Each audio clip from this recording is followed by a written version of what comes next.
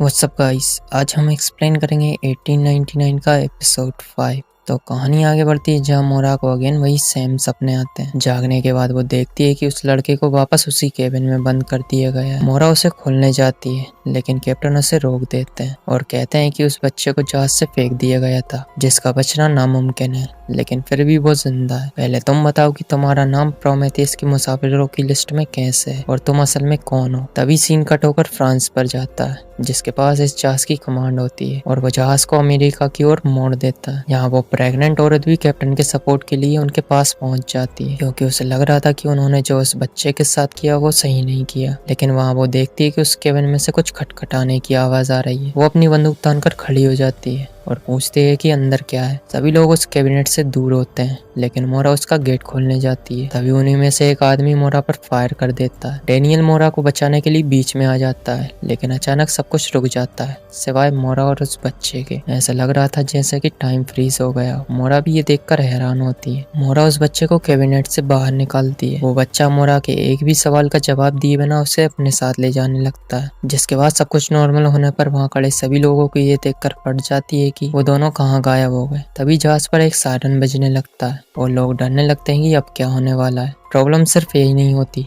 Captain बताते हैं कि जहाज पर कोयला खत्म होने वाला है। अगर अभी कुछ नहीं किया गया तो हम सब लोग यहीं समुद्र में फंस कर रह जाएंगे। हमें जल्द से जल्द इस जहाज की कमांड अपने हाथों में लेनी होगी। यहाँ सायरन की आवाज भी रुक जाती है और एक घड़ी की टिक टिक जैसी आवाज शुरू हो जाती है जिससे कि कुछ गिने चुने लोगों को छोड़कर जहाज पर सभी लोग हिप्नोटाइज हो जाते हैं और जहाज से समुद्र में कूदने लगते हैं। कुछ लोग तो डरकर अपने आप को बांध तक लेते हैं। जिसके बाद सीन कट होकर सेबेस्टियन पर जाता है जो कि अगेन किसी को छुपकर मैसेज भेज रहा होता है। दूसरी तरफ हम देखते हैं कि मोरा के पूछने पर वो बच्चा मोरा को लिखकर बताता है कि वो सुन रहे हैं और कान में कहता है कि मैं तुम्हें नहीं बता सकता, तुम्हें क्रिएटर से पूछना होगा। इस बच्चे की बातों का मतलब पहली की तरह होता है जो कि लास्ट में रिवील होगी। जिसके बाद वो उस कीड़े की मदद से उस टनल का सीक्रेट डोर खोलता है और मोरा को उस मेंटल हॉस्पिटल में ले जाता है। डेनियल भी जल्दी से भागकर इस बच्चे तक पहुंच जाता है। डेनियल उसे कहता है कि तुम्हें उसे यहाँ नहीं लाना चाहिए था और अब उन्हें पता है कि हम यहाँ हैं। ये उसी इंसान की बात कर रहे हैं जो कि सभी को स्क्रीन पर मॉनिटर कर रहा है। जिस पर वो बच्चा कहता है कि हम पहले कभी इतने आगे तक नहीं आए, शायद इस बार बात बन जाए। डेनियल कहता है कि हमारे पास ज्यादा वक्त नहीं है, हमें ये रोकना होगा इससे पहले कि वो जहाज को डुबो दे। इनकी बातों से लग रहा है कि ये सब किसी लूप में फंसे हैं और ये सब उनके साथ बार बार हो रहा है। डेनियल जल्दी से भागकर उस इलेक्ट्रिक सर्किट के पास जाता है ताकि वो इस आवाज को बंद कर सके जिससे कि लोग हिप्नोटाइज हो रहे हैं। लेकिन एक आदमी वहां आ जाता है जो कि डेनियल को गलत समझता है जिससे कि दोनों में हाथापाई भी शुरू हो जाती है। अब सीन कट होकर मोरा पर आता है जहां हम उसे उसी मेंटल हॉस्पिटल में देखते हैं और फिर से अगेन उसके साथ वही सपने वाला ड्रामा होता है एंड अगेन उसकी नींद उसके रूम में खुलती है। जिसके बाद वो कैप्टन के पास जाती है। कैप्टन उससे पूछते हैं कि तुमने वो कैसे किया,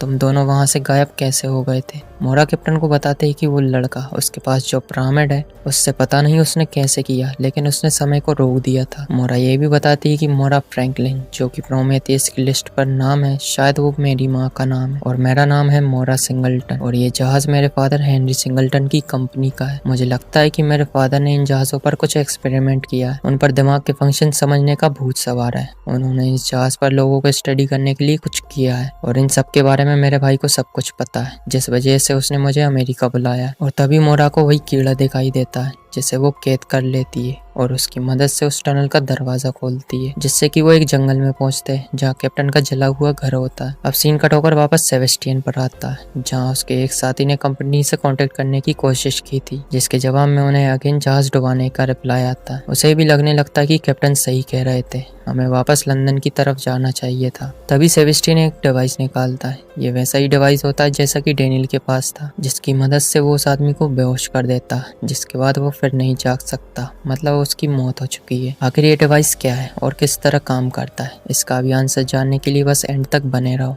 अब सीन वापस कैप्टन और मोरा पर आता है जहाँ वो वापस जहाज पर आ जाते हैं। कैप्टन मोरा से पूछते हैं कि तुम्हें सच में लगता है कि ये सब तुम्हारे फादर ने किया है और जो लोग मर रहे हैं उसकी वजह भी वही है। मोरा कहती है कि शायद ये सब असली नहीं है और मुझे इस बात का पता लग गया था, शायद इसलिए मेरे फादर ने मेरी याददाश्त मिटा दी।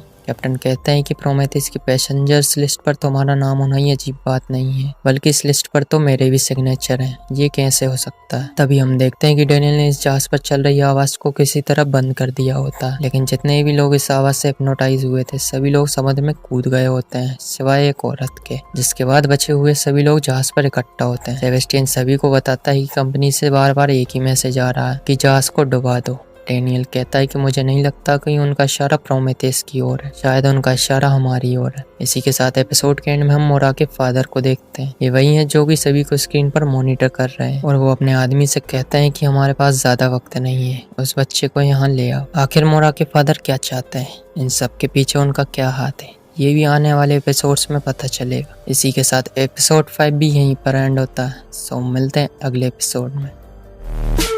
Please like and subscribe.